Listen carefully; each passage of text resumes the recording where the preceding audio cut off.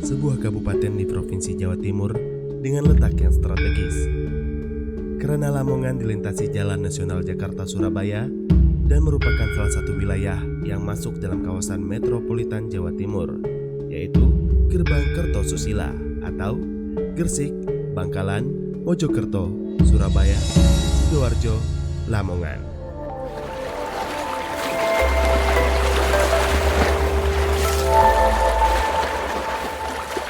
Bergerak ke arah utara Kabupaten Lamongan yang berbatasan langsung dengan Laut Jawa, kita akan memasuki Kecamatan Brondong yang menjadi pusat pendaratan ikan di Kabupaten Lamongan dan terletak di Pelabuhan Perikanan Nusantara atau PPN Brondong. PPN Brondong memiliki potensi perikanan yang luar biasa. Produksi hasil tangkapan ikannya tertinggi di Jawa Timur.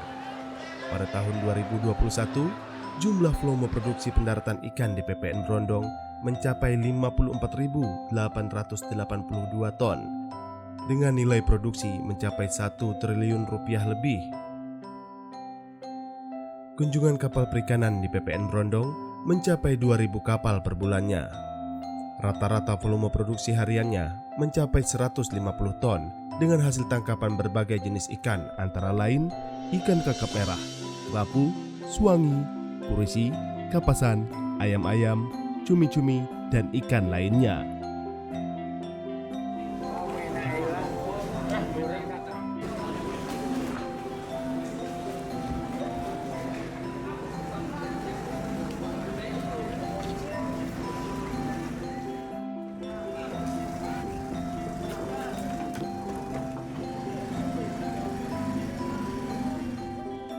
PPN Brondong ini adalah merupakan sekretariat pengelolaan WPP 712 Laut Jawa.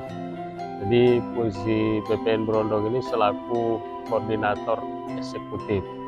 Nah, untuk potensi atau estimasi potensi sumber daya ikan yang ada di WPP 712 itu sesuai data tahun 2016 dari Komnas Kajiskan, itu masih ada potensi kurang lebih 981.000 ton yang masih bisa dieksploitasi. Sementara pemanfaatan yang ada yang selama ini didaratkan di PPN Brondong itu rata-rata perharinya sekitar 150 ton per hari dengan kapal yang melakukan kegiatan penangkapan itu kurang lebih sekitar 400 unit kapal yang berpangkalan di PPN Brondong. Untuk PPN Brondong ini posisi memang secara geografis ini memang ada di sepanjang pantai utara Laut Jawa, di mana ya masyarakatnya memang sebagian besar berprofesi sebagai nelayan maupun pedagang ikan tentunya, sehingga secara ekonomi ini sangat memberikan multiplier effect baik dari nelayan itu sendiri maupun masyarakat yang ada di sekitar, terutama ya masyarakat yang ikut bekerja, baik itu sebagai yang tadi saya sampaikan mungkin pedagang, terus ABK kapal, juga ada ibu-ibu rumah tangga yang ikut jadi kerja sortir ikan pada saat kapal dibongkar di TPI kita. Kalau untuk tahun 2021 itu sekitar 54.800 ton. Luar biasa.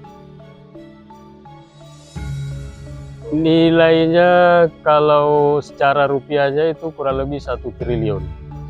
Ya, jadi nelayan kita kenapa sampai saat ini mereka itu masih sangat semangat, karena kalau kita lihat memang produktivitasnya, nilai pendapatannya itu masih sangat tinggi.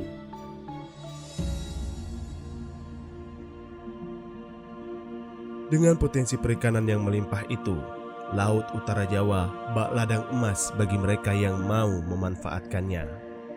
Inilah kisah sang penakluk ombak, cerita di balik orang-orang tangguh yang berhasil melepaskan diri dari belenggu rantai kemiskinan dengan memanfaatkan potensi perikanan yang ditawarkan oleh laut di daerahnya.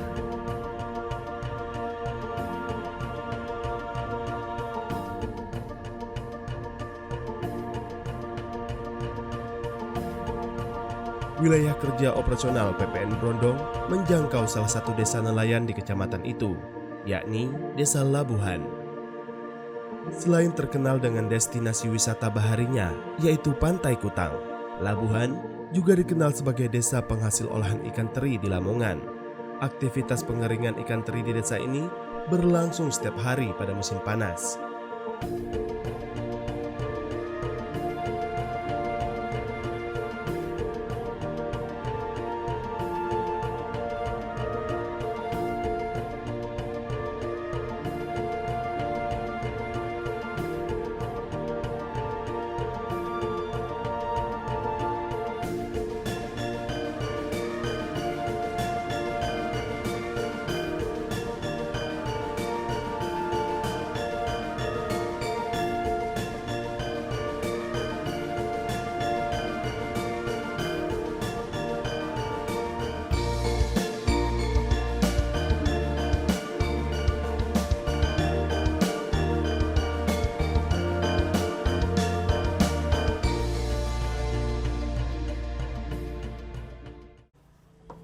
Jarwi, sosok pria paruh baya ini menceritakan dirinya sejak kecil sudah memulai profesinya sebagai nelayan, bahkan sejak berusia 10 tahun.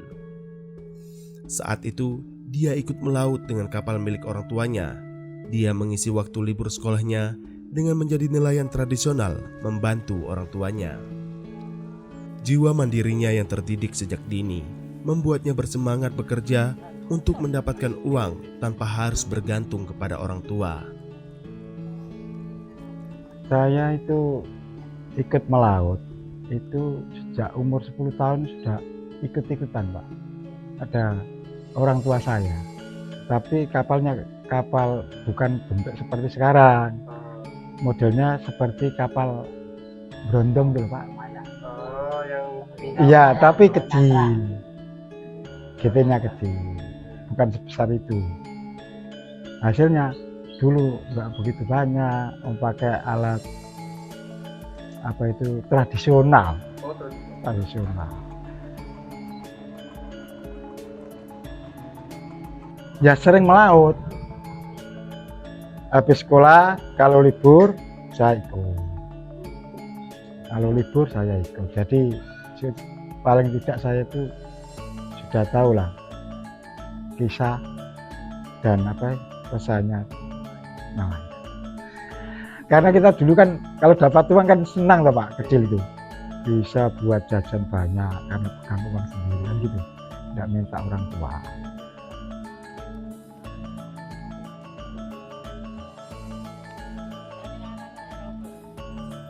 Putus sambung sekolah pernah dilaluinya karena kecintaannya kepada laut.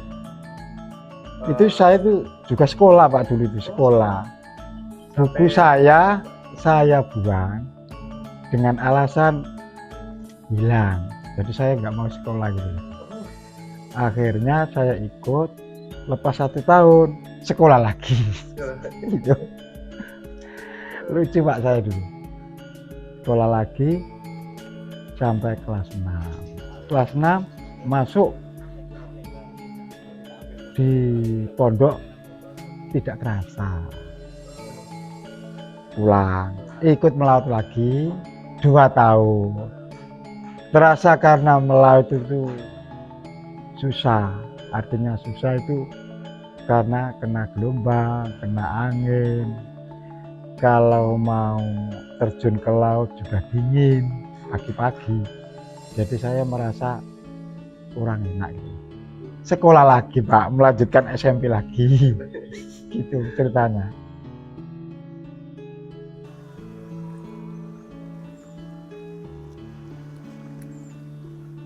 Sampai suatu hari, ketika ajal menjemput sang ayah, Jarwi memutuskan untuk berhenti melaut dan fokus melanjutkan pendidikan hingga ia bertemu jodohnya saat menempuh perguruan tinggi. Nah, lepas itu saya ditinggal orang tua saya, itu saya fokus ke sekolah terus. Orang tua ayah saya itu bapak meninggal, saya semangat untuk bersekolah sampai lulus SMP tahun 83, 84 sampai 87 itu tamat SMA. Di Tuban ini ada.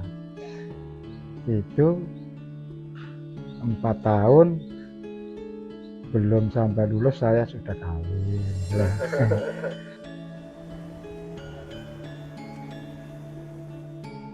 Pernah bermimpi menjadi tenaga pendidik yang harus dikuburnya dalam-dalam.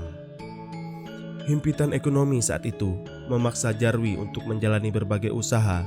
Bahkan dia dan sang istri memberanikan diri untuk merantau ke negeri tetangga. Saya dulu itu cita saya jadi pendidik. Ingat saya itu gini, jadi pendidik itu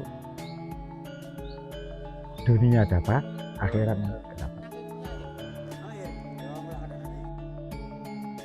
Saya kan dulu kan juga sambil ternak ayam potong, Pak.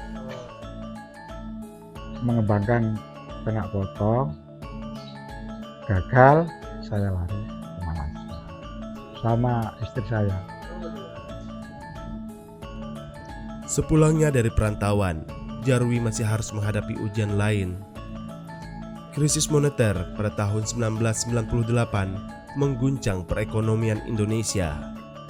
Bermodalkan hasil menguras keringat di negeri orang, dia gunakan untuk membeli kapal. Bukan tanpa alasan, dia melihat peluang yang baik saat itu. Saat itulah dia memantapkan diri untuk menjadi nelayan, menggarap potensi Laut Jawa.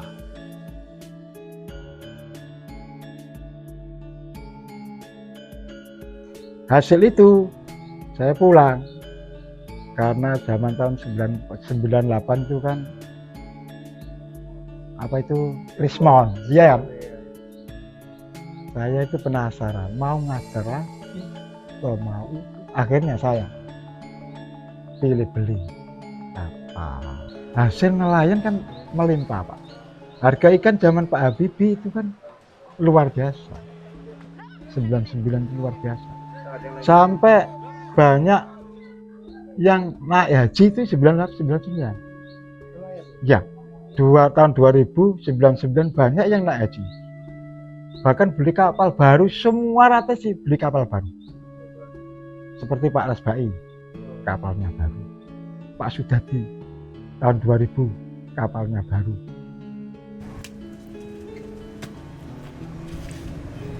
Kerja keras dan kreativitasnya mengantarkan Jarwi menjadi nelayan yang tangguh. Keringat yang dikucurkannya dalam perjuangan membuahkan hasil yang manis. Dengan menjadi nelayan, Jarwi bisa memperbaiki ekonomi keluarga, menyekolahkan kedua anaknya sampai ke perguruan tinggi. Tidak hanya itu, Jarwi juga menyekolahkan kedua keponakannya sampai sarjana. Bagi Jarwi, cita-cita adalah semangat yang harus diwariskan. Meski sempat putus sambung sekolah dan mengubur impiannya, namun dia memiliki harapan dan semangat agar anak cucunya kelak dapat bersekolah dan menggapai cita-citanya. Oh, tidak seperti ini, Pak. Dulu waktu saya kecil, itu rumahnya banyak yang bambu, Pak.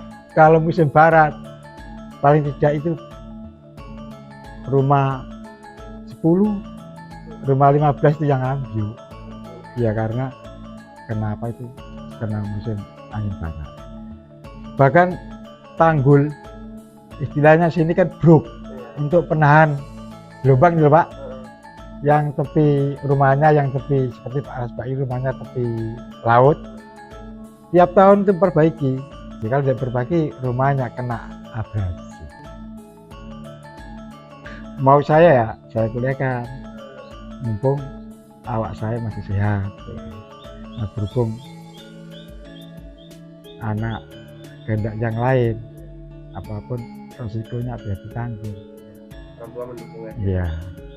Yang kedua berarti Dan juga situ saya juga merawat saudara istri saya dan anak saudara saya. oh, Kedua-duanya juga sarjana. sarjana. Sarjana. Dari hasil Dari hasil nelayan itu. luar biasa berarti, Ya. Pak. Walaupun saya nggak punya apa-apa, tapi saya bangga bisa menyekolahkan anak. Meneruskan cita-cita Bapak Iya, tadi. masalah jadi apa nggak jadi apa itu nanti urusan belakang. Yang penting jadi anak yang pintar, tidak dibodohi oleh orang lain, tahu benar mana yang salah. Karena saya kandas, akhirnya saya semangat. Walaupun saya nggak jadi, nanti anak-anak saya harus itu, Pak.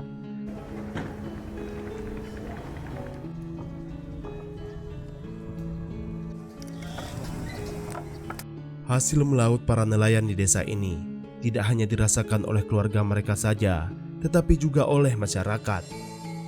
Rasa cinta mereka kepada lingkungan membangkitkan semangat berbagi untuk membangun desa mereka.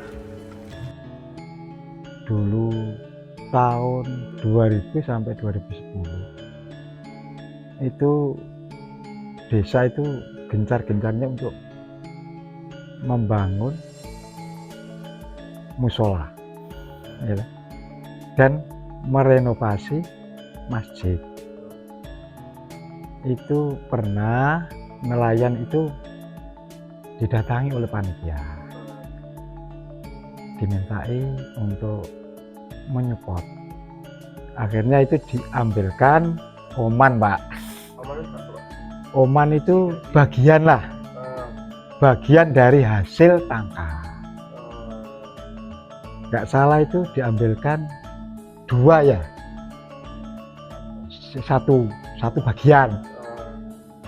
Kalau ABK dapat 100, nanti juragan itu menyisihkan uang 100 disimpan. Mendapat ikan banyak, ya bagiannya banyak gitu loh, Pak. Ya. Akhirnya juragan 18 saat itu kapal itu bisa terkumpul, dikumpulkan oleh panitia pengurus pembangunan. Gitu loh. Bahkan itu bukan hasil dari juragan toh, itu termasuk hasil semua dari ABK atau dari juragan. Jadi sama-sama lah para nelayan ini untuk membantu. Samping itu kan untuk kepentingan akhirat, Pak. Desa juga pernah untuk membangun apa ini? Gapura juga pernah. Itu juga swadaya dari nelayan. Dari madrasah pernah, ya lah. Dari musola juga pernah. Dari masjid ya juga pernah, gapura juga pernah. Jadi pagar kuburan itu juga pernah dilibatkan oleh orang nelayan. Nelayan ini kalau mau dirangkul, Pak, kalau dihubungi ya, dijak rembuk untuk membangun desa atau gotong royong itu siap saja, Pak. Ya, siap. Asal nelayan ini diajak.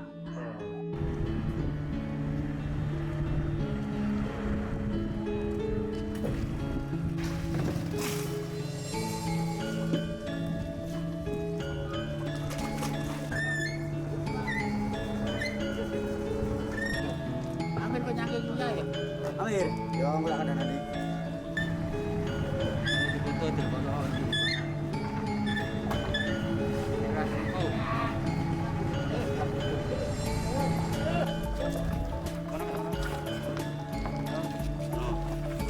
Oh, gini sini dulu. Ayo.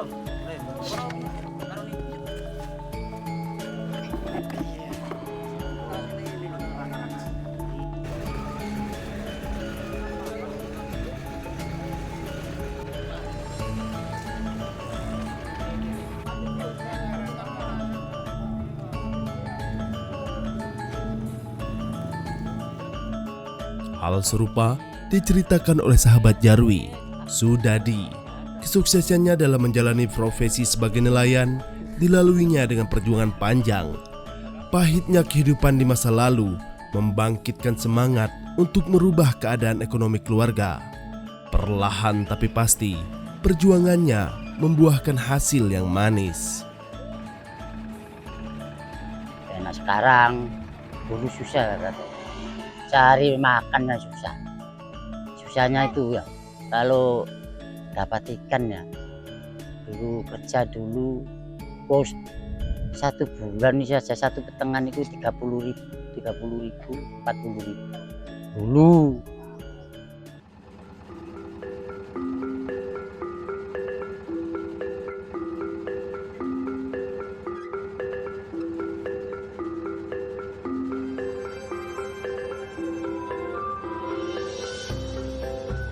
Meski ikan kembung yang menjadi hasil tangkapan utama saat itu kini semakin sulit didapat, hal tersebut tak lantas menyurutkan semangatnya. Ia dan para sahabatnya kini menggunakan alat tangkap yang dimodifikasi untuk dapat menangkap ikan cakalang dan tongkol. Ikan cakalang dan tongkol yang masih melimpah kala musimnya tiba membawa berkah tersendiri bagi Sudadi dan para sahabatnya. Musim tongkol yang singkat pun tak menjadi masalah bagi para nelayan ini karena mereka sudah mempersiapkan alat tangkap lainnya untuk menangkap ikan teri dengan musim yang lebih panjang.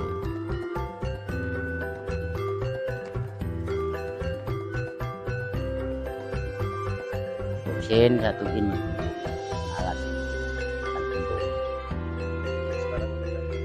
Sekarang kalau lama-lama ikannya sudah punah, tak ada, ganti dan ambil cakalan, ikan cakalan. Cakalan itu ikan tongkol. Ini ulam tongkol di musim-musiman. Bulan 11, bulan 12, bulan 1 pun pre. Sampai bulan 3, bulan 4 lagi, bisa lagi 1 bulan. Sehari kalau ada musimnya, hari kalau tongkol kerjanya itu ada ikan tongkol, ada 1 jaringan langsung 3 ton, 5 ton, sampai 3 hari tak pulang. Kebanyakan ikan, jaringnya mancep laut sampai 2 hari, kebanyakan ikan tak bisa. Sampai tunggu sampai ikan bosok semua. Ikan yang kan sudah bosok kan naik 2.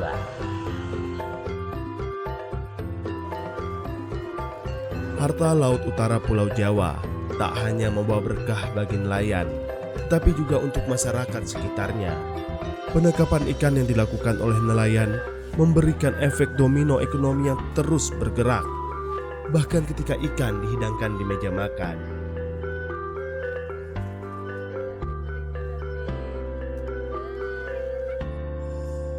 Di unit pengolahan ikan yang dibangun pada awal tahun 2000-an ini, ikan-ikan teri hasil tangkapan nelayan dibeli dan diolah.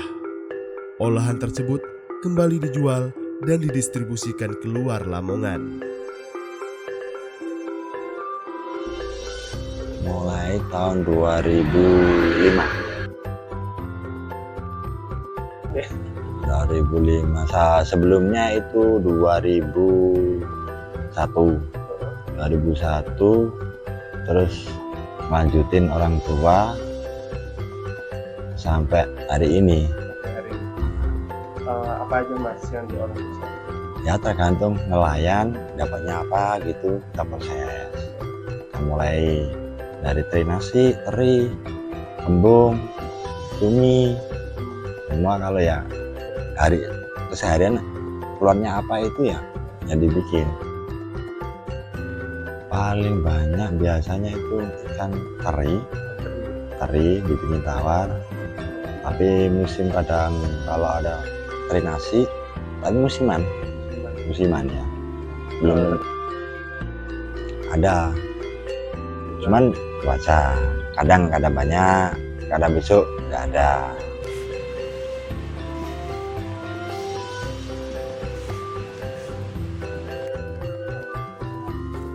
Daerah Jawa Tengah sama Surabaya Surabaya. Tapi Surabaya dilempar lagi. Nggak tahu dilempar mana, nggak tahu ya.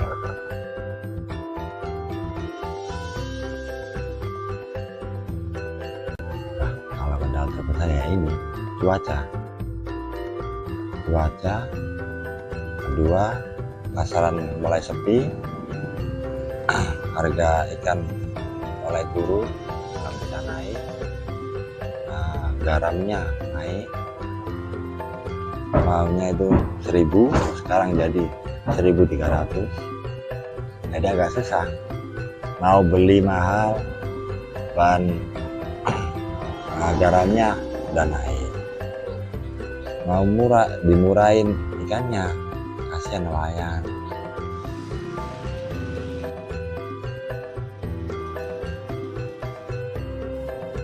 Unit pengolahan ikan ini mempekerjakan sekitar 9 orang pekerja harian lepas yang diupah dengan kisaran 60 hingga 100 ribu rupiah per hari, tergantung dari banyaknya ikan yang diolah saat itu.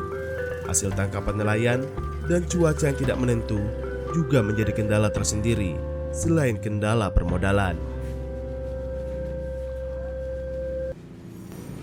Kalau karyawan semua itu kadang-kadang nggak mesti.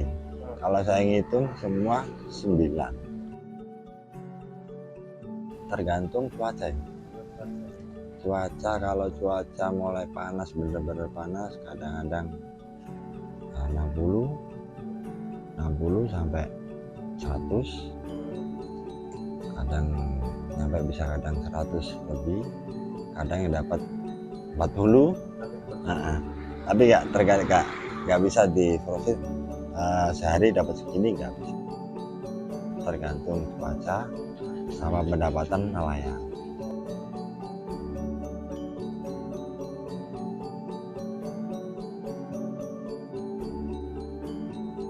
Ini memang merupakan salah satu persoalan ya yang memang harus menjadi perhatian kita bersama, terutama kami di PPN Brondong. Sebenarnya terkait masalah permodalan, kami di PPN Brondong ini juga ada fasilitasi permodalan yang kita selama ini kerjasama dengan pihak-pihak perbankan.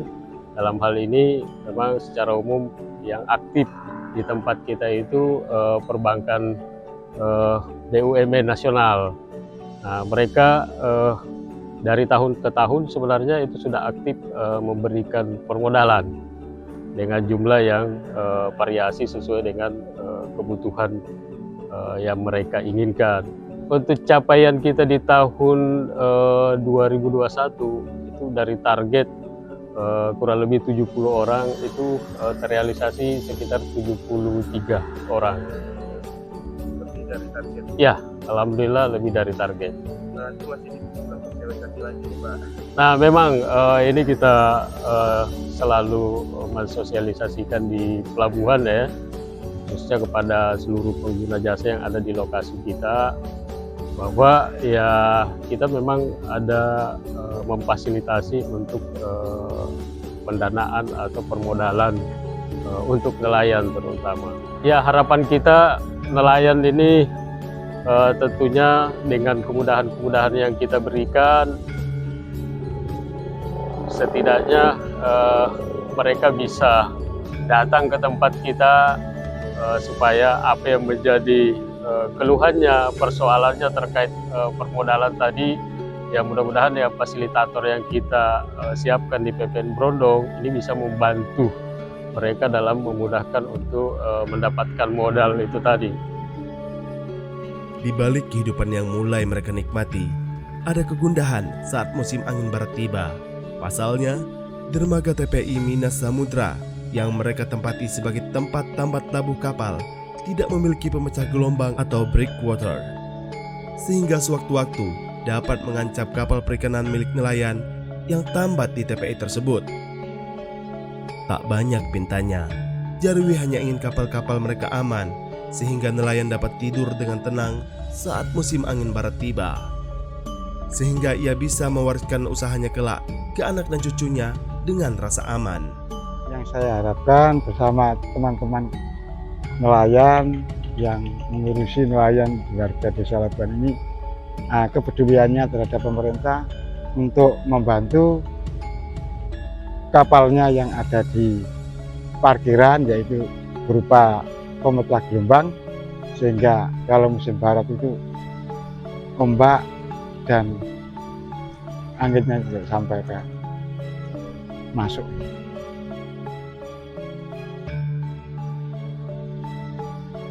Laut masih membiru, hartanya masih menggunung, yang siap ia berikan kepada setiap penakluk ombak yang datang, bukan sekadar menunggu.